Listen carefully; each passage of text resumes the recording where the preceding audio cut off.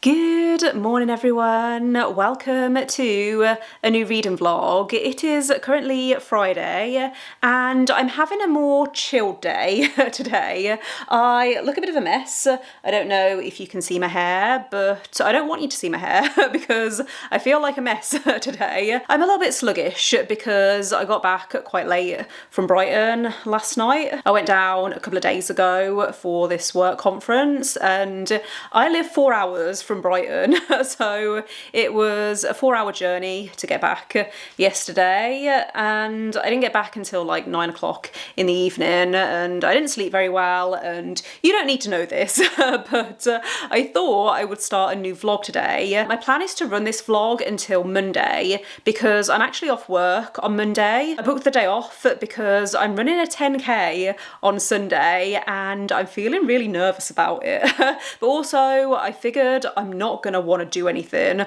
on Monday after running on Sunday. I'm really hoping that the weather cools down because it's been really hot recently. We've been going through a bit of a heat wave in the UK and I cannot run when it's 30 degrees outside, even though the race is quite early in the morning. Well, not like super early. Why am I rambling today? This is how you know that I'm struggling. But let's talk about my reading plans for this weekend. So first of all, I would like to start and finish 2 books. Murder in the Family by Cara and Kill for Me, Kill for You by Steve Cavanagh. So both of these books are written by authors who I've previously given 5 stars. Cara Hunter wrote the D.I. Adam Fawley series, which I really loved. I've only read the first 5 books in the series, but I gave all of them 4 or 5 stars, so very excited to pick this up. It's told in multimedia as well. I've just dropped the book on the floor. But it's told in multimedia as well, which I think is going to be really interesting. Then Kill for Me, Kill for You is by Steve Cavanagh, who wrote the Eddie Flynn series, which again, I really loved. So that is my plan for this weekend, is to try and read both of those books. We'll see how it goes because obviously I'm going to be quite busy on Sunday. I can see this going one of 2 ways. Either I'm going to run the 10k on Sunday, get home and just want to read and relax, or I'm going to be so tired I don't want to do any reading. Hopefully that doesn't happen though. Hopefully this is a nice productive vlog, but yeah, I need to get back to work because I'm currently on my lunch break. I will catch up with you though once I have made a start on one of these books. I don't know which one I want to pick up first. I'm equally excited for both, so maybe I'll flip a coin or something.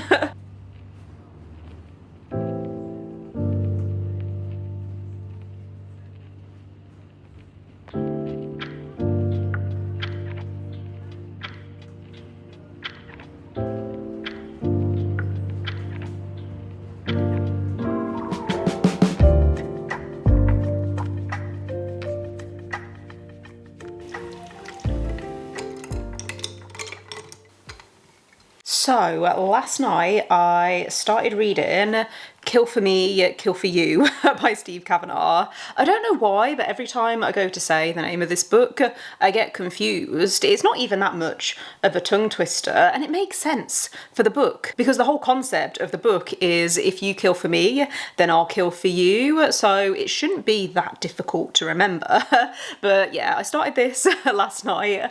I am currently on page 114, so I'm around a third of the way through and I'm really liking it so far. The reason I decided to pick this one up is because I recently read The Kind Worth Killing by Peter Swanson, and that has a similar kind of plot. They're both based or inspired by strangers on a train. What I will say is that Kill for Me, Kill for You feels different in tone to The Kind Worth Killing because the characters in The Kind Worth Killing were unhinged, whereas there's a big focus on grief in this book, and the characters are acting out of justice, like they're looking for justice rather than revenge. I'm not going to hold this up the whole time because I don't have the dust jacket on, so you can't even see the title of the book. I will put a picture of the front cover on the screen here so you can see. But yeah, I am liking this so far. We're basically following a woman called Amanda whose daughter recently passed away, and that's not a spoiler, you literally learn it on the second page. Her daughter was killed around 6 months ago, and she also lost her husband, so her life is falling apart, and she meets this woman at this grief counselling group. This other woman is called Wendy, and they get talking at this grief counselling group and they become friends, and this eventually leads to them making a deal to kill the guy that each other blames for ruining their lives. Hope I've explained that in a way that makes sense. But yeah, it's a very similar kind of concept to Strangers on a Train, where if they kill the other person, like if they switch victims, then the other person can make sure that they have a strong alibi. So if they are accused of murder, then they're not going to get caught, or they're less likely to get caught. We're also following another character called Ruth, and I don't want to say too much about her because I don't think she's actually mentioned within the synopsis for the book, but I'm interested to see how her story ties into the wider plot. I am assuming it's going to tie in somehow, but my brain is buzzing at the moment with theories, and I'm really hoping I don't guess what direction this is going to go in, because there's a few really obvious directions that it could go in, but also Steve Cavanagh does know how to write a good plot twist, so I have hope that I'm going to really enjoy this one. I am really liking the writing so far, and I like how it's fast paced but it doesn't feel rushed. In terms of non-reading updates, I watched the last episode of Silo last night, which I really enjoyed. I haven't read the book by Hugh Howey. I think the book is called Wool, but I really enjoyed the first season of the TV show, and I think it has been renewed for season 2. But yeah, it's on Apple TV if you haven't watched it yet. It's like a sci-fi thriller where you're following characters who live in this underground bunker type thing, and they don't know why they're there, because I think it was a few hundred years ago there was this rebellion, and so the history of this silo and why they're there, it was all erased. So the people in this silo, they don't know why they're there, but they've been told that they can't go outside because it's poisonous out there and they could die. Well, they know that they die if they go outside because some people have gone outside in the past and haven't survived, and they can see them on this monitor thing. But yeah, that was a ramble. I also booked tickets to see Hamilton as well. I'm really excited because I've never seen it before. I think I started watching the recording on Disney Plus when it was put on there, but I wasn't really paying much attention to it because I was watching it with my friend. But yeah, it's coming to Birmingham next summer, so I've booked tickets for my mum's birthday, and it's ages away. It's like almost a year away, but I'm already really excited. So yeah, that's my little update for this morning. I will check in with you once I've made more progress on Kill for Me, Kill for You. It's a few hours later, and I promise I have moved from this spot since I last spoke to you. I've actually just got home from a walk, so I'm feeling quite warm, but it's coming up on 2 o'clock in the afternoon, and I am hoping to finish this within the next few hours. I have made it past the 200 page mark. I'm on page 207. I think I've worked out what the big twist is going to be in this book. I might be wrong, so I'm obviously not going to say anything. Even if I turn out to be right, I promise I won't say anything because obviously I don't want to spoil anything. But I don't know how I feel about this book.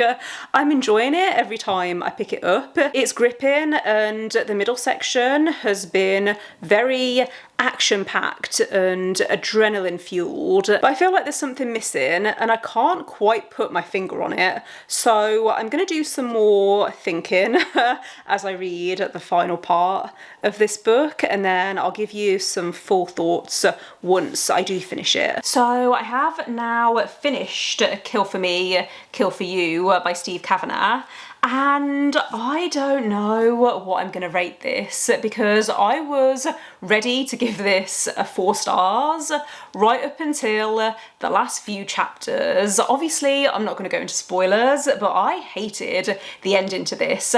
Hate is a strong word, but I didn't like certain things that happened towards the end of this book. It felt very convenient and unsatisfying. What I will say is that while I think it is possible to guess some of the twists that happen in this book, I wouldn't describe this as a predictable thriller, because I had quite a few theories as I was reading this, and I think there were a few different routes that it could have gone down. Saying that though, there were a few moments where I was rolling my eyes and thinking, no, that is too much of a coincidence to be believable, and I can suspend my disbelief to a certain extent when I'm reading a thriller, especially if I'm finding it entertaining, but I have a limit, and if a book goes past that, then you've lost me, and I think that happened with this book. When I compare this to The Kind Worth Killing, The Kind Worth Killing felt so fun and unhinged, and I think this was taking itself a little too seriously. It was really dark and gritty and violent, and I don't think the more serious tone worked for me. There was one part as well that made me feel really uncomfortable. So yeah, it's a shame this didn't end up being 5 stars, but it's a solid 3 stars, and I can see some people really liking the ending. It just, like I said, it didn't work for me, so a little disappointing, but it's not the worst book that I've read ever. So 3 stars, and I am now gonna take a break from reading. It's coming up on 6:30, so I'm gonna maybe play The Sims for a few hours, and then I might make a start on Murder in the Family tonight. I do want to go to bed quite early because I've got to get up quite early for my run tomorrow. I don't actually know when I'm next going to check in with you after this update, because obviously I'm not going to be filming while I'm running tomorrow, but hopefully I will catch up with you in the afternoon once I've made some progress on Murder in the Family. This, I don't think I explained what it's about. Basically, there's this production company who are making a film or TV show about this unsolved case from years ago, like 20 years ago, and I think they are interviewing people who were involved back then. I'll give a proper synopsis once I've started it, but yeah, the tagline says it was a case that gripped the nation. Luke Ryder's murder has never been solved, so I think we're going to be trying to solve the case alongside the characters. This looks quite chunky, but because it's told entirely in multimedia, I think it's going to be a lot quicker than I'm expecting.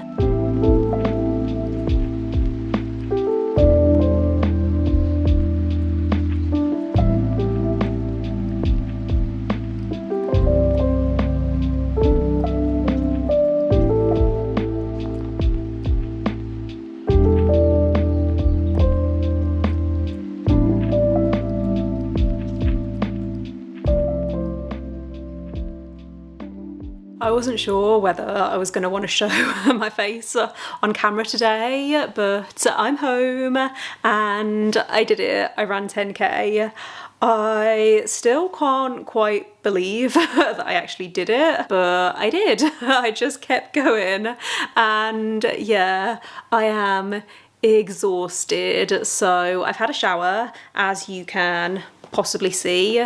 We've ordered Subway for lunch and I'm going to spend the rest of the day reading. So I have made some progress on Murder in the Family by Cara Hunter. I am currently on page 173, so around a third of the way through, and I'm really liking it so far. I love how unique it feels, and I'm really glad that I picked up a physical copy of this from my library, because I don't think I said I actually got an ARC of this through NetGalley, but because it was an e-ARC, it doesn't quite work, I don't think, when you're trying to read this on a screen. I could tell that it was affecting my enjoyment when I read the first chapter. It's not really split into chapters though, it's told entirely in multimedia, so I guess you could say it's split into days, because we're following this film crew who are producing a documentary. There's this guy called Guy whose stepfather was murdered when I think Guy was around 10 years old, and it's now 20 years later and this case was never solved, but Guy is now a filmmaker, so he's decided to bring together a bunch of experts to investigate and reopen this case. At the time, 20 years ago, a lot of people suspected that the wife, so Guy's mom, was responsible because she is much older than the stepfather, and people were questioning, was he having an affair? Did she find out? And that's what motivated this crime. That's what's really intriguing at the moment. We don't know who to trust because some of the people who are part of this investigation obviously were around back then, like this guy, even though he was only 10 years old at the time, but he's interviewing members of his family. It's really interesting. I'm having a really good time with this so far. All of the reviews that I've seen so far have either been really positive about the writing or really negative, because it is told entirely in multimedia and that either works for you or it doesn't, but I really love it. I love how it's making me feel like these are real people. I can actually picture this TV show and it's just really immersive and it's reading really quickly. I read the first 170 pages of this very, very quickly, so I reckon I can blast through the next third of this tonight and then hopefully finish it tomorrow. There was a plot twist that was just revealed, by the way, which I was not expecting, but I love that. I love it when a book surprises me, so very high hopes for this. I will let you know once I'm a little further into it, but the whole concept behind this book is that you're meant to try and crack the case before the investigators do, and I'm really interested to see if I can. Obviously, I'm going to keep this vlog spoiler free, but yeah, I love playing detective. I've just noticed this is blurbed by Janice Hallett, who wrote The Appeal, and I think that book is told in a similar format. I haven't read it yet because I got it on my Kindle and then realised that it's the kind of book that I am going to want to read physically. So if I enjoy this, then I am going to move that up my TBR. Good morning. I am about to pop into town by myself, unfortunately, because my partner was meant to have this morning off work, but he has to work now. So I'm going to be going on a little solo day. I'm going to go to my favourite breakfast spot and then do a little bit of book shopping or book window shopping because I don't want to buy any books. But I am also going to be taking my book with me because I only have 100 pages left of Murder in the Family and I'm really enjoying this. I do think I've worked out what one of the twists is going to be. I'm not entirely sure, but I had this thought earlier and none of the characters characters in the story have picked up on this as being a possibility, so that makes me think I might be right, but I could be wrong. And honestly, I'm not going to be upset if I am wrong, because this is more about the journey rather than the destination. Like, the whole point is that you're meant to be working out what the conclusion of the mystery is going to be. So if I have worked it out, then I'm going to feel really clever. But there's just something about Cara Hunter's writing that is so compulsively readable. I don't care about any of the characters, that's the only negative I would say. The characters don't feel like they're leaping off the page, possibly because of the writing style. But yeah, I'm going to read the last 100 pages of this in a coffee shop this morning, and I will let you know what my final thoughts are. I might actually drop this back at the library while I'm in town. But yeah, I will let you know what my final thoughts are once I finish this.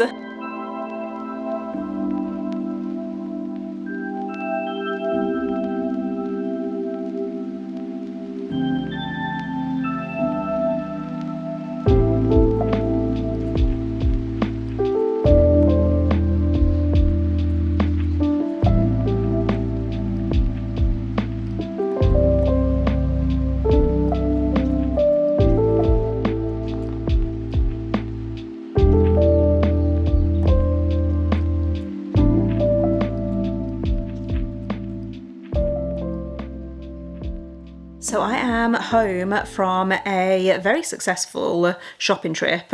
I didn't end up buying any books, which is good, but I did pick up 2 new pairs of jeans, which I really needed new jeans for the autumn and winter. And usually I hate jean shopping, so the fact that I found 2 pairs that I like in one shopping trip is a win. So yeah, having a good day so far. I did also end up finishing Murder in the Family by Cara Hunter. Almost forgot the name of the book then. I ended up finishing this while I was out, and I don't know how I feel about this book. I'm gonna get up my notes actually, because I made some notes as soon as I finished this book, because I am confused. My reaction when I finished this book was, wait, what is that? The ending? I'm gonna do a spoiler review on Goodreads, so if you have read this book, please come and talk to me about it, because the last 2 pages I kind of hated. I really didn't like the last 2 pages. I felt like they were a little bit random and didn't really make any sense, but I can't work out if Cara Hunter did something really clever with this ending or with the conclusion of the mystery, or whether I'm reading too much into it. I can't work out how I feel about the ending to this book, but I've just realised I'm holding it upside down. So yeah, if you have read this, please check out my Goodreads review or drop me a DM on Instagram, because this was either a fantastic ending or an awful ending. So I think I'm going to give the book 4 stars, because I did really enjoy the process of trying to fit together this mystery. It did start to get a little over the top towards the end. Like, you know when you're watching or reading a really cheesy murder mystery and people start throwing around accusations and pointing the finger at literally everyone? That started to happen in this book, and it annoyed me. The writing style isn't going to work for everyone, but I really liked the writing style. I liked how it was structured by episode of, you know, this TV show. So we saw the transcript from the recording of the episode, and then we also saw the reaction once the episode had gone out. And yeah, I just thought that that was a really unique way of telling a story. I know that other books have also been told in that way. I actually saw The Appeal by Janice Hallett in a charity shop earlier, and I almost bought it, but I know I can get it from the library, so I resisted. I thought Cara Hunter did a really good job of putting forward different motivations for this crime. I thought it was done in a really clever way. This family that the book is obviously talking about, they lived in this massive house in this really affluent area of London, and I could picture everything that was happening in this book. I wouldn't be surprised actually if this is eventually adapted into a TV show or movie. I think it would work out really well. There were so many different threads that the characters were investigating, and I found it really fun trying to put together this puzzle. So yeah, 4 stars, and I would recommend it if this sounds like something that you would enjoy. Some of the reveals in this as well, I did not see come in, so yeah, would recommend this. It actually came out in the US, I think, over the weekend, maybe even today. I remember looking it up because I was recommending it to my dad and he lives in the US. If you've read the audiobook for this as well, let me know what you thought of the audiobook,